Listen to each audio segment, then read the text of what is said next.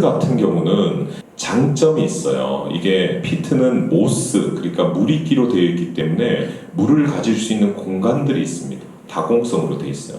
다공성이라는 건 뭐냐면 한번 마르면 다공성에 물이 들어가 있으면 좋은데요. 말라버리면 물이 안 들어갑니다.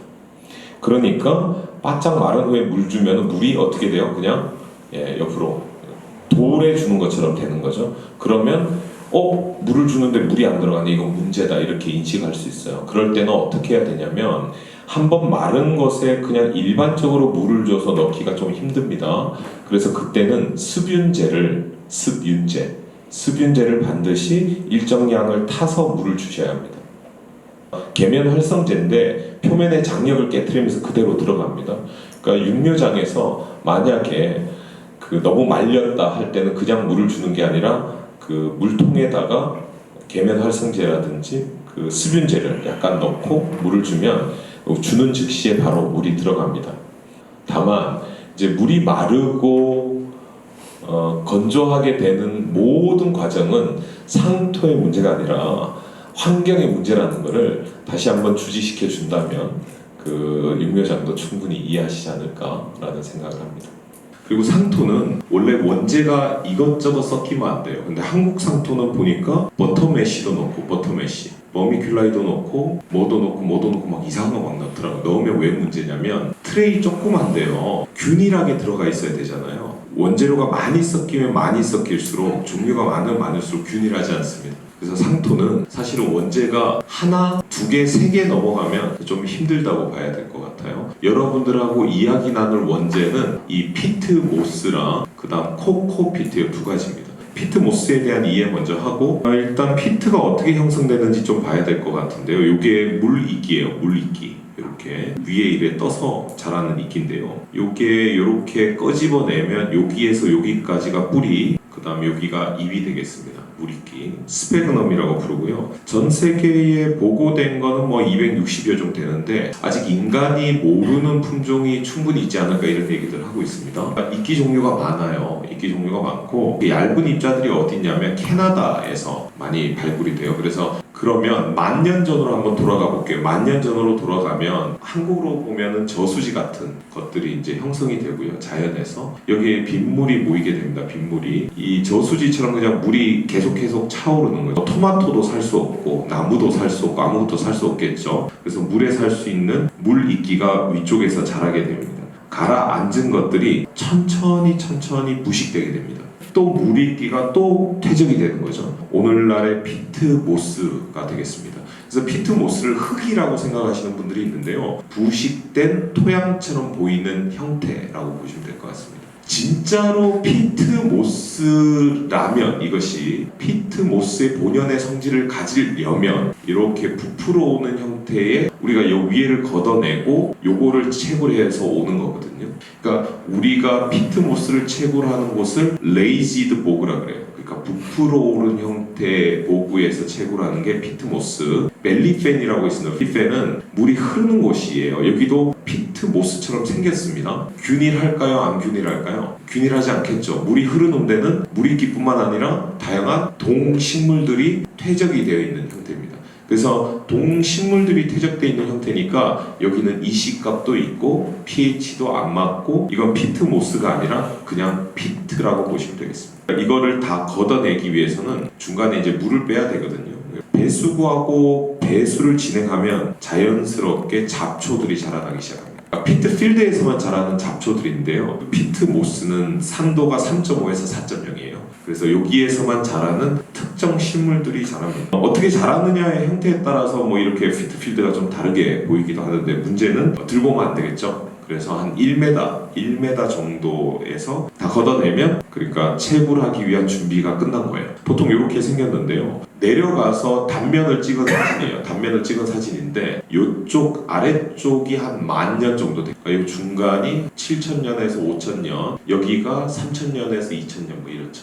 그러니까 1,000년짜리 정도는 걷어내야 된다는 거죠. 한국에 들어오는 거는 어떤 피트가 종류가 들어올 것 같으세요? 더 잘게 쪼개져 있다는 거는 그만큼 물을 오래 가지고 물이 잘 안 빠지게끔. 이런 블랙 피트는 한국에 들고 오면 물이 안 빠지는 떡을 우리가 육묘장에 준다고 하면 넣는 순간 어떻게 되겠습니까? 우리가 흔히 말하는 사고가 나는 거죠. 그래서 이 떡 찌는 거를 쓰는 데가 있을까요? 혹시 아랍에미레이트 가보셨어요? 아랍에미레이트는 모래밭입니다. 근데 그 모래밭 위에 골프장이 있어요. 모래밭은 물 주면 어떻게 됩니까? 물 가지고 있는 게 아니고 그냥 죽 빠져버리죠. 근데 잔디밭을 조성해야 되는데 물도 없고 한 번 주면 떡 져가지고 물이 안 빠지는 곳, 블랙피트가 필요합니다. 퀄리티를 유지하는 것도 상당히 어려운데 블랙피트 하면 클라스만입니다. 유럽에서는 블랙피트 쪽에는 마켓시가 상당히 높아요. 저희가 사우디아라비아 같은 데 가면은 모래 위에 뭐 한 30cm든 이렇게 블랙피트 깔고 물 흠뻑 준 다음에 잔디 올립니다. 자, 브라운피트는 그 중간 사이에 있으니까 요것도 한국에 오면 사고입니다. 한국에 오면 사고고 기후가 좀 따뜻한 나라. 예. 화이트피트는 한국으로 들어오죠. 한국하고 일본. 사계절이 뚜렷하고 특히나 우리는 과습에 민감한 민족 아닙니까? 과민족이니까 화이트피트가 반드시 들어와야 된다. 그 말씀드릴 수 있겠네요. 그래서 그 누군가가 여기는 블랙피트야 뭐 브라운피트야 하면은 헛소리라 생각하시면 되겠습니다.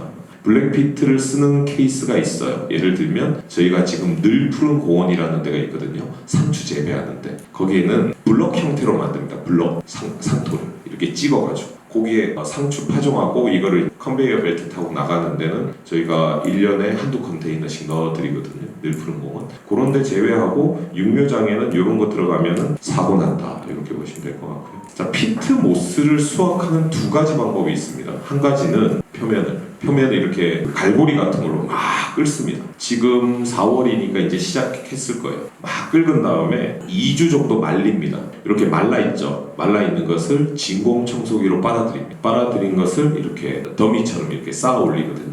요거를 1년 동안 팝니다. 두 번째 방법은 표면을 끓는 것이 아니라 이렇게 블럭 형태로 뜨거든요. 블럭 형태로 이 뜰 때 잘라 놓습니다. 어떻게 잘라 놓으면 이렇게 칼질을 해놔요. 칼질을 해놓으면 뜯어가지고 이렇게 나무 판자 위에다가 이렇게 올립니다. 1년간 말려요. 1년간. 이게 생산 기술이냐? 이게 무슨 뭐 매주 뜨는 것처럼 이렇게 하냐 하지만 이게 생산 기술입니다. 들고 있으면 이 난리도 아닙니다. 그래서 커버 씌우고 이런 작업들을 하는 게 상당히 어렵다고 얘기 들었어요. 그러면 이게 일반적이냐? 일반적이지 않습니다. 보통 어떻게 하냐면 싸구려 회사들은 그냥 한 다음에 이렇게 말리는 건데 이렇게 말리면 뭐가 문제냐면 풀씨들이 들어가죠. 선충, 뭐가 들어갈지 알 수가 없습니다. 팔레트를 이용하고 하는 게 쉽지가 않거든요. 디테일은 살아있지만 저희가 이제 이렇게 쌓아놓으면 밑에서는 물기 올라오고 위에서 비 맞아서 녹아내리고 이런 것들이 배지에 들어가면 물리성이 쉽게 분해되거든요. 이렇게 말려서 1년 정도를 말려서 들고 오면은요 부숩니다. 이렇게 부순 다음에 구분을 하는데 이때 나오는 게 바로 프랙션 시리즈라고 부릅니다. 그러니까 우리가 이렇게 만들려고 하는 이유는 굵은 입자들을 만들기 원하기 때문입니다. 종이컵에 그 25에서 45mm짜리 굵은 피트를 넣으면 식물 식재를 할 수 있을까요? 안 되겠죠. 이런 데는 0에서 5mm나 1에서 7mm를 넣어야겠죠. 트레이도 마찬가지입니다. 그런데 이게 이렇게 커진다고 한번 가정해보죠. 여기에다가 5mm를 넣으면 이게 물 줄 때마다 다져질 거고 다져지면 그 중간에 늘 산소가 부족해서 뿌리가 썩습니다.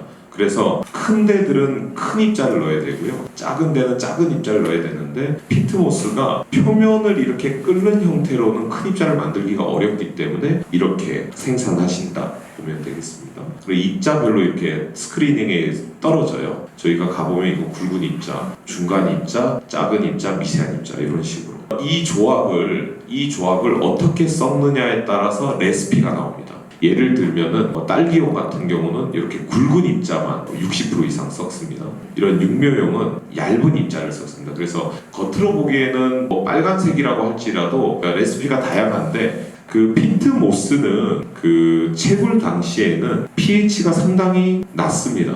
그래서 블루베리용이나 쓸 수 있지 일반적으로 피트모스를 들고 가서 그냥 거기에다 오이 놓고 재배하면 문제가 되죠. 어떤 문제가 될까요? 그 pH가 낮으면 양분의 결핍을 유발할 수 있죠. pH가 높아도 양분의 결핍이 유발되죠. 그러니까 식물이 자라는데 C3 식물이면 적정 pH가 6 정도 보면 될 것 같습니다. 근데 6 이상 되면 미량요소의 결핍이 오고요. 6 이하로 내려가면 혹시 4, 5로 내려가면 대량원소의 결핍이 오기 때문에 말씀대로 대로 과도 좀 안 달릴 거고 양분의 결핍을 유발할 수 있기 때문에 우리는 반드시 라임을 섞어서 pH를 6에 정도 맞춰요. 라임이 어떤 거냐면 탄산칼슘을 썼거든요. 그러니까 탄산칼슘은 잘 녹지 않아요. 녹지 않아서 꽤 오랫동안 상토가 존재하는 한 거기에서 지속적으로 조금씩 용출되면서 pH는 고정시키려고 노력할 겁니다. 그래서 저희가 피트를 들고 오면 여기에다가 비료도 넣고 그 다음 필요하다면 펄라이트도 좀 넣고 그 다음 라임, 탄산칼슘도 넣고 한 다음에 믹싱 해가지고 패킹하면 그걸 상토라고 부릅니다. 실제로 pH랑 EC 교정 그 다음에 적절한 레시피가 다 완성된 것이 영어로는 그로잉 미디어 되겠습니다. 그로잉 미디어. 그러니까 모든 공정이 자동화, 그래서 상토도 물리적으로 균일해야 하거든요. 균일하려면 이 지속적인 혼합이 상당히 중요합니다. 한국 상토 회사가 이게 잘 안 되죠. 그러니까 어떻게 되냐면 떨어져가지고 혼합하는 그 과정이 상당히 짧습니다. 물리적으로 균일하다고 보기에는 조금 문제가 있지 않나 이런 생각을 합니다. 그래서 혼합해서 제조한 다음에 여기가 그 투아니아 현장이고요. 그 피트 채굴은 얼음이 이제 녹고 날이 좀 따뜻해지면 4월이니까 이제 시작했어요. 피트 채굴 시작했고 말씀드렸듯이 표면 갈아가지고 지금 표면 갈아가지고 이제 서킹한 이게 이제 클라스만 공장인데요. 이렇게 이제 피트 위에다가 첨가제 넣고 패킹. 이 영상 만든 지가 15년 된 것 같아요. 그래서 제가 작년에 갔다 왔거든요. 작년에 갔더니 보시면 사람이 없습니다. 패킹하는 동안에 그 기계가 합니다. 여기 앞에 있는 거는 저기 앞에 적재된 거 매일 나가는 양입니다. 피트 채굴한 데다가 나무를 심습니다. 나무. 그리고 나무를 이제 수확해가지고 연료용 땔감으로. 한국으로 들어오는 거는 대부분 다 그 리투아니아에서 오고 있어요. 저희가 그 2014년도부터 여기에 대규모 투자를 매년 뭐 계속해서 투자를 하거든요. 투자를 하면 이제 공장이 4번 공장, 5번 공장, 7번 공장, 8번 공장, 9번 공장 이런 식으로 지금도 얼마 전에 펄라이트 공장